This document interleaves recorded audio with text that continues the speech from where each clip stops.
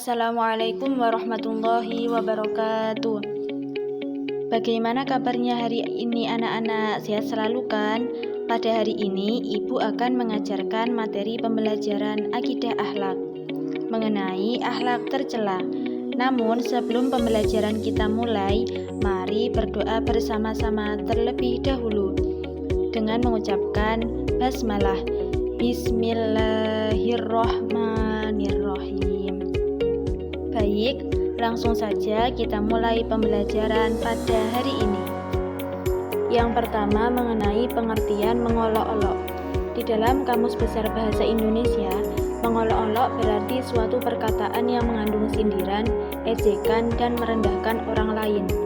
Sedangkan di dalam syariat Islam, mengolok-olok disebut sebagai sukhriyah yang berarti merendahkan manusia, dan istihza, yaitu menyebut aib orang lain dengan tujuan untuk menimbulkan tawa. Jadi, jika diimplementasikan pada saat ini, mengolok-olok disebut sebagai tindakan bullying secara verbal yang melibatkan kata-kata. Yang kedua mengenai dalil mengolok-olok sebagaimana disebutkan dalam Quran Surah Al-Hujurat ayat 11, yang artinya, wahai orang-orang yang beriman, janganlah suatu kaum mengolok-olok kaum yang lain, karena boleh jadi mereka yang diperolok-olok lebih baik dari mereka yang mengolok-olok. Dan jangan pula perempuan-perempuan mengolok-olok perempuan lain, karena boleh jadi perempuan yang diperolok-olok lebih baik dari perempuan yang mengolok-olok. Janganlah kamu saling mencela satu sama lain, dan janganlah saling memanggil dengan gelar-gelar yang buruk. Seburuk-buruk panggilan adalah panggilan yang buruk, fasik setelah beriman, dan barang siapa tidak bertaubat, maka mereka itulah orang-orang yang zalim. Yang ketiga mengenai mufradat atau kosakata dalam Quran Surah Al-Hujurat ayat 11.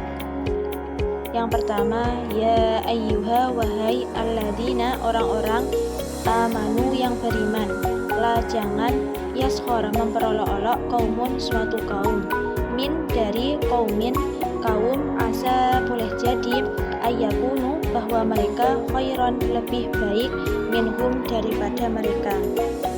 Yang selanjutnya mengenai penafsiran ayat. Di sini Ibu menjelaskan beberapa tafsir. Yang pertama di dalam tafsir Fi Zilalil Quran karya dari Sayyid Qutb. Ayat ini melarang orang-orang yang beriman utamanya untuk tidak mengolok-olok kaum yang lain. Alasannya boleh jadi kaum baik laki-laki maupun perempuan yang diolok-olok itu lebih baik dalam pandangan Allah daripada yang mengolok-olok.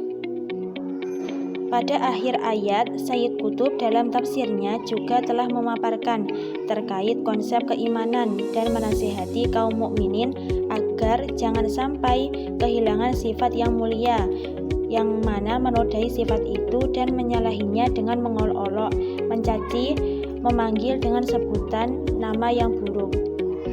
Yang kedua, dalam tafsir Al-Azhar karya dari Buya Hamka, ia menjelaskan maksud dari Quran Surah Al-Hujurat ayat 11 ini dengan detail, yang di dalamnya berisi terkait larangan untuk mencari-cari kesalahan orang lain atau mengorek-oreknya untuk menjatuhkan wibawanya muru'ah di muka umum. Yang selanjutnya dalam tafsir Jalalain karya dari Imam Jalaluddin Al-Mahalli dan Imam Jalaluddin As-Suyuti, ia menjelaskan makna dan maksud yang ada dalam Quran Surah Al-Hujurat ayat 11 ini dengan menyertakan asbabun nuzulnya terlebih dahulu, yang mana dahulu terdapat delegasi dari Bani Tamim sewaktu mereka mengejek orang-orang muslim yang miskin seperti Ammar bin Yasir dan Syuhaib Ar-Rumi. Di dalam ayat ini terdapat istilah as-sukhriyah, yakni merendahkan dan menghina suatu kaum, yang mana sebagian di antara kalian menghina kaum yang lain, namun boleh jadi mereka yang diolok-olok lebih baik dari mereka yang mengolok-olok. Maksud dari ungkapan tersebut adalah berisi larangan, yakni janganlah kalian semua mencela.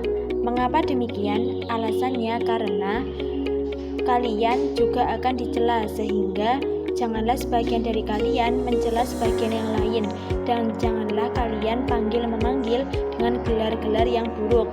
yaitu memanggil dengan nama julukan yang tidak disukainya, karena hal itu juga akan berakibat buruk kepada diri mereka sendiri.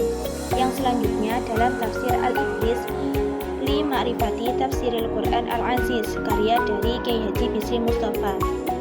Ia menjelaskan bahwa di dalam Quran Surah Al-Hujurat ayat 11 ini memberikan peringatan sekaligus larangan kepada orang-orang mukmin dan seluruh golongannya untuk tidak menghina terhadap golongan yang lain, karena bisa jadi golongan yang dihina itu menurut pandangan Allah lebih bagus daripada golongan yang menghina. Jangan sampai para wanita-wanita mukmin menghina wanita-wanita dari kaum agama lain dengan alasan yang sama. Yang selanjutnya dalam tafsir ayat-ayat ya ayyuhalladzina amanu. Di dalam tafsir ini berisikan tentang seruan Rabbani bagi orang-orang yang beriman, yang dinilai sangat penting karena dalam satu waktu mengisyaratkan kepada 3 hal sekaligus, yang kesemuanya itu berbentuk penyakit dan menimbulkan bahaya dan telah merajalela di masyarakat saat ini. Ketiganya yaitu yang pertama, peremehan. Hal ini terjadi ketika seseorang menilai dan memandang orang lain bukan dengan pandangan kemuliaan, tetapi ia hanya melihat sesuatu hal yang buruk yang melekat di dalam orang tersebut. Yang kedua, pencelaan.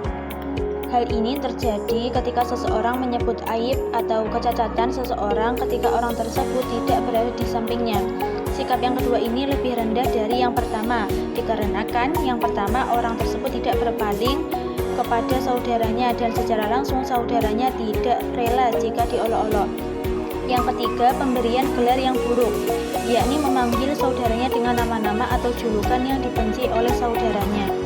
Yang selanjutnya, cara menghindari akhlak tercela mengolok-olok. Ada beberapa hal yang perlu dilakukan. Yang pertama, hidup berdamai dan tidak saling menzalimi satu sama lain. Yang kedua, memiliki rasa solidaritas dan toleransi yang tinggi terhadap sesama. Yang ketiga, memiliki rasa kasih sayang, membina kerukunan dan saling membantu dan saling menasihati antar sesama. Yang selanjutnya, tidak mudah marah dan saling memaafkan antar sesama bila pernah berbuat salah satu sama lain. Itulah materi yang Ibu sampaikan pada hari ini untuk menguji kepemahaman para siswa dan siswi.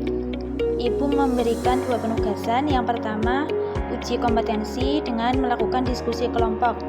Silahkan dikerjakan di dalam kolom yang telah Ibu sediakan seperti yang telah tertera pada gambar.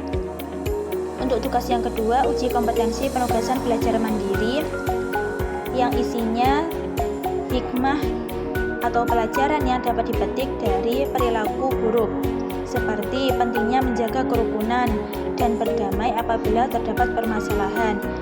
Jadi dari situ dapat diminimalisir untuk tidak terjadi pertengkaran antar sesama dan bahkan mengolok-olok antar sesama. Demikian materi pembelajaran hari ini. Kesimpulan yang dapat diperoleh bahwasanya perbuatan mengolok-olok merupakan akhlak tercela, akhlakul mazmumah, karena merugikan orang lain dan diri sendiri. Hal itu sudah jelas dilarang dalam Al-Quran Surah Al-Hujurat ayat 11. Orang yang berbuat demikian termasuk orang-orang yang zalim dan akan masuk ke dalam neraka.